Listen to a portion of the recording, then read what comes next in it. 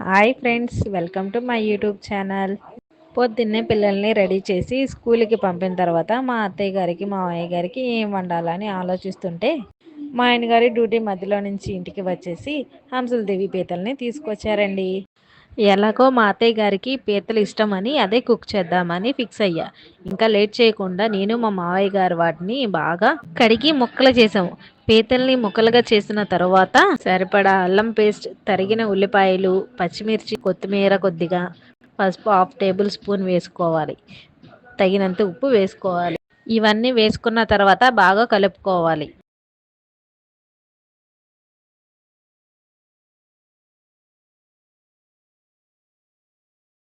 చూసారా చక్కగా ముక్కలకి పసుపు ఎలా పట్టిందో.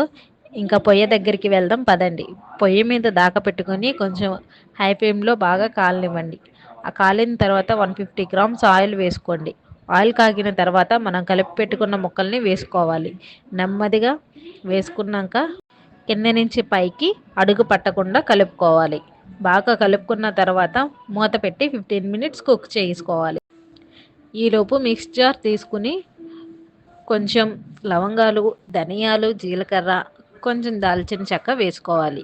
ఇవన్నీ వేసుకుని మెత్తగా మిక్సీ పట్టుకోవాలి. మెత్తగా పొడి అయిన తర్వాత గరం మసాలాని పక్కన పెట్టుకోవాలి. ఒకసారి కూర మూతను తీసి మళ్ళీ ఒకసారి తిప్పుకోవాలి. చూసారా చక్కగా మగ్గిపోయింది. మంచి స్మెల్ వస్తుంది.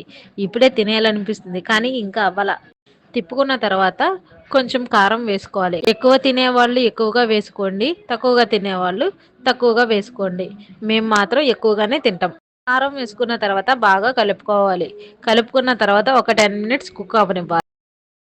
ఇప్పుడు మూత తీసుకుని మళ్ళీ కలుపుకోవాలి. లేదు అంటే అడుగు పట్టేస్తుంది. అలా అవ్వనివ్వకుండా బాగా తిప్పుకోవాలి. కొంచెం వాటర్ పోసుకుని చక్కగా తిప్పుకోవాలి. పులుసు కావాలంటే పులుసు, ఇగురు కావాలంటే ఇగురుగా కూడా చేసుకోవచ్చు. కొంచెం కొత్తిమీర వేసుకొని మూత పెట్టి 20 మినిట్స్ కుక్ అవ్వనివ్వాలి. మధ్యలో మూత తీసుకుని ఒకసారి కూర బాగా తిప్పుకోవాలి. అప్పుడే అడుగు పట్టకుండా ఉంటుంది. ఇప్పుడు మనం మిక్సీ పట్టుకున్న గరం మసాలా వేసుకోవాలి. గార్నిష్ కోసం కొంచెం కొత్తిమీర వేసుకోవాలి. 5 మినిట్స్ కుక్ చేసుకోండి.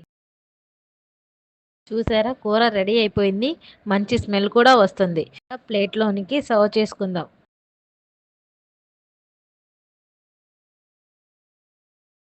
వేడి వేడి పీతల కూర రెడీ అండి.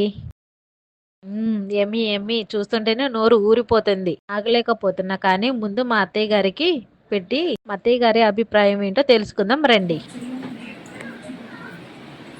అత్తయ్య వేడి వేడి పీతల కూర ఎలా ఉందో టేస్ట్ చేసి చెప్పండి. ఇప్పుడే వండావా? ఇప్పుడే వండాను అత్తయ్య. ఇంతలోకి ఎలా వండేసావు? ఓ బాగా కాలుతుంది. వేడిగా ఉంది అత్తయ్య. ఇప్పుడే దింపంగానే వేసాను. మీకే టేస్ట్ చేసి చెప్పండి ఎలా ఉందో. కాలుతుంది.